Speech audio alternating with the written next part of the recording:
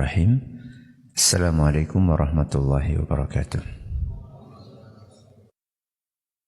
Alhamdulillahirabbil alamin. Wassalatu wassalamu ala nabiyyina Muhammadin wa ala alihi wa sahbihi ajma'in wa ba'd. Jamaah sekalian kami hormati, ada sebuah kisah nyata yang dibawakan oleh Ustaz Farid Qasim hafizahullah ta'ala. Kisah nyata yang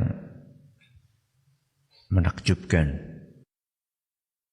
dan penting untuk kita ambil pelajarannya.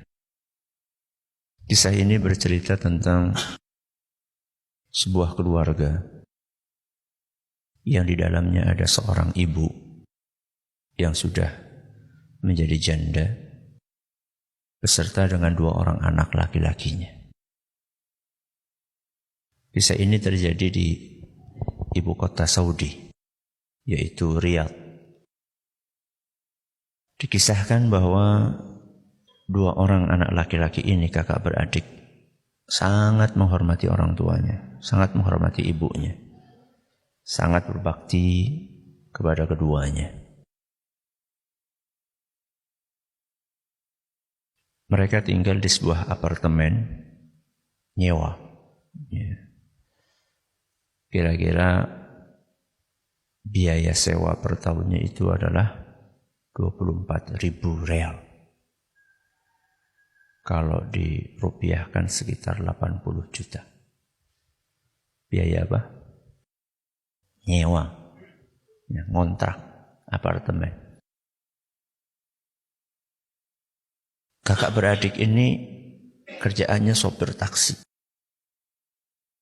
Mereka berdua berusaha keras untuk nabung sedikit demi sedikit untuk membayar biaya apartemen tersebut. Siang malam mereka bekerja sampai terkumpul uang sekitar 10.000 real. Padahal kebutuhannya berapa? 24.000. 10.000 real kalau kursnya 3.800, maaf, 1 real 3.800 berarti berapa? 38 juta. Kerja siang malam, banting tulang, peras keringat, kumpul uang 38 juta. Uang yang sangat berharga untuk mereka karena itu hasil jerih payah mereka. Akhirnya uang itu sama mereka diikat pakai karet, kemudian dibungkus plastik, supaya lebih aman lagi dilakban sama mereka. Ini kan hasil jerih payah yang sangat berharga. Kemudian mereka simpan uang itu di bawah bantal. Di bawah bantal. Mereka berdua berangkat kerja. Ketika mereka berdua sedang bekerja, ibunya masuk ke kamar. Rapi-rapi kamar anaknya, bersih-bersih, nyapu. Nah, ketika sedang merapikan kasur anaknya itu, mau merapikan bantal, dia buka bantalnya nemu bungkusan plastik. Begitu dia nemu bungkusan plastik, langsung mukanya merah. Keningnya berkerut, marah. Baru kemarin dinasehati supaya enggak main kartu. Supaya enggak main kartu, domino. Masih lagi main. Tanpa pikir panjang, ibu itu mengambil bungkusan plastik itu dan segera dibakar sama ibunya. Gak lama kemudian si bungsu datang. Begitu datang belum ngomong apa-apa langsung dimarahi habis-habisan sama ibunya. Intinya kamu itu baru dinasehati supaya tidak main kartu. Kok masih juga main kartu? Si bungsu ini bingung. Karena perasaan dia dan kakaknya ini sudah nggak main kartu lagi. Mereka main kartu kemarin sekedar untuk melepas kejenuhan. Walaupun nggak pakai uang, tapi kan seringkali main seperti itu melalaikan ya, dari hal-hal yang lebih penting. Ibadah, berbakti kepada orang tua.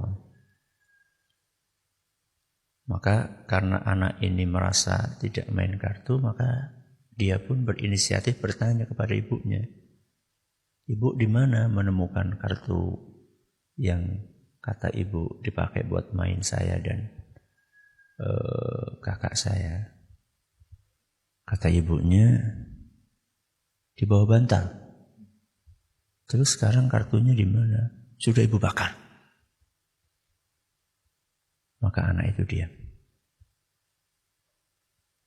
Dia langsung berkata, "Ibu, maafkan saya dan kakak. Kami berdua khilaf." Dia tidak marah. Anak itu tidak menyalahkan orang tuanya, tidak menuduh ibunya ini memfitnah dia, karena memang dia nggak main kartu sudah. Dia tidak katakan bahwa yang ibu bakar itu duit hasil kami bekerja, sama sekali tidak keluar. Anak itu, si bungsu, cuma mengatakan, "Ibu, saya minta maaf telah mengecewakan ibu." Maka emosi ibunya itu ketika anaknya minta maaf langsung turun. Ibunya melanjutkan aktivitas yang lain. Tidak lama kemudian kakaknya datang. Si adik cerita tentang kejadian yang tadi. Kakaknya langsung bertanya, "Apakah kamu jelaskan kepada ibu kita bahwa yang dibakar sama ibu itu uang hasil kerja keras kita?" "Tidak sama sekali," kata si bungsu. "Saya cuma minta maaf. Alhamdulillah ibu sudah tidak marah." Apa kata kakaknya? "Bagus. Jangan pernah membuat ibu kita sedih. Beliau sudah capek ngurus kita. Dari kita kecil. Kesalahan kita kepada ibu kita lebih banyak dibandingkan kesalahan beliau kepada kita. Kesalahan yang sengaja kita lakukan kepada ibu kita. Kesalahan yang kita sengaja kepada orang tua kita lebih banyak dibandingkan kesalahan yang tidak disengaja oleh orang tua kita kepada kita.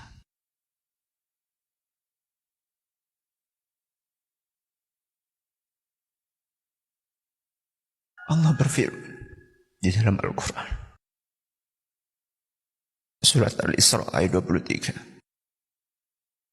"Wa bil walidaini ihsana." Berbuat baiklah kepada kedua orang tua.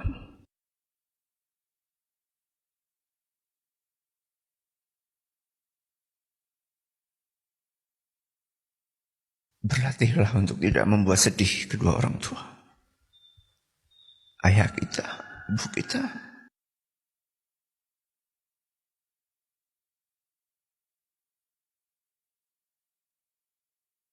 Selama itu kesalahan yang tidak disengaja, bahkan seandainya itu kesalahan yang disengaja.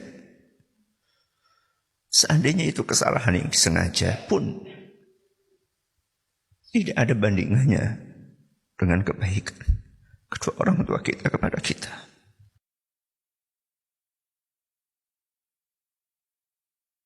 Pengorbanan mereka berdua untuk kita jauh lebih besar dibandingkan kekhilafan mereka kepada kita.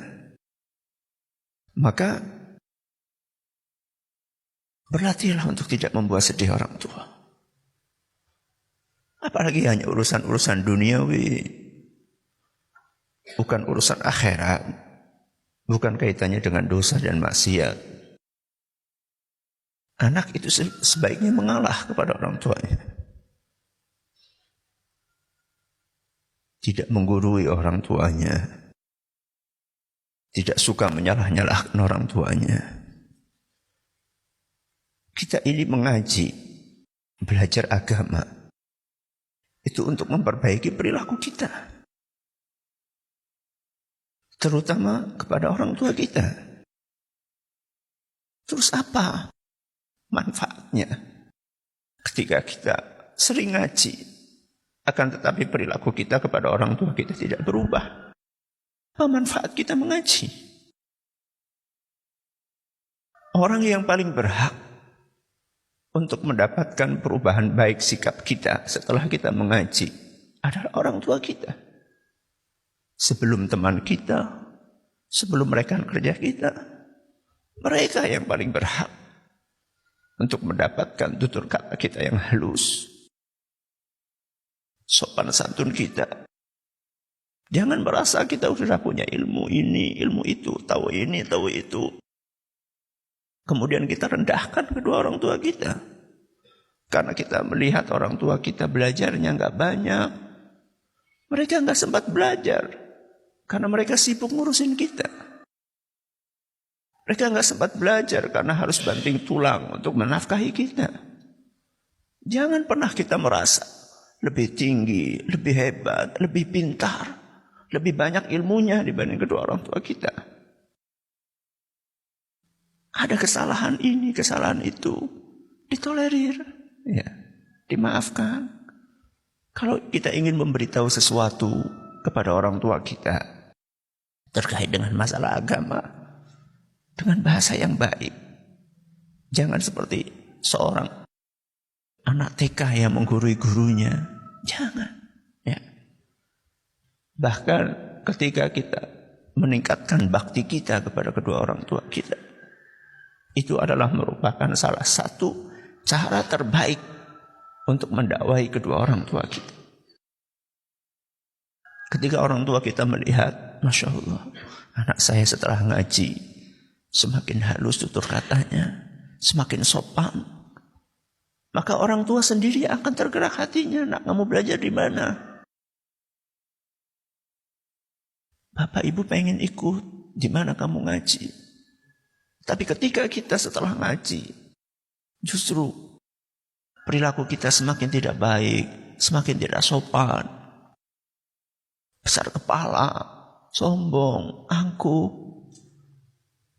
Bagaimana orang tua akan tertarik dengan ilmu yang kita pelajari, dengan dakwah yang kita ikuti? Ya. Maka ingat pesan Allah Subhanahu wa Ta'ala dalam surat Al-Isra ayat 23. Wabil walidaini ihsana. Berbuat baiklah kepada kedua orang tuamu. Yang masih hidup, bersyukurlah. Ini kesempatan emas. Salah satu atau keduanya. Yang sudah meninggal, masih ada pintu untuk berbakti kepada kedua orang tua. Jangan pernah berhenti untuk mendoakan keduanya. Mudah-mudahan Allah merahmati beliau berdua. Wallahu ta'ala a'la wa a'lam. Mudah-mudahan yang sedikit ini bermanfaat. Subhanakallahumma wa bihamdika asyhadu an la ilaha illa anta astaghfiruka wa atubu ilaik. Assalamualaikum warahmatullahi wabarakatuh.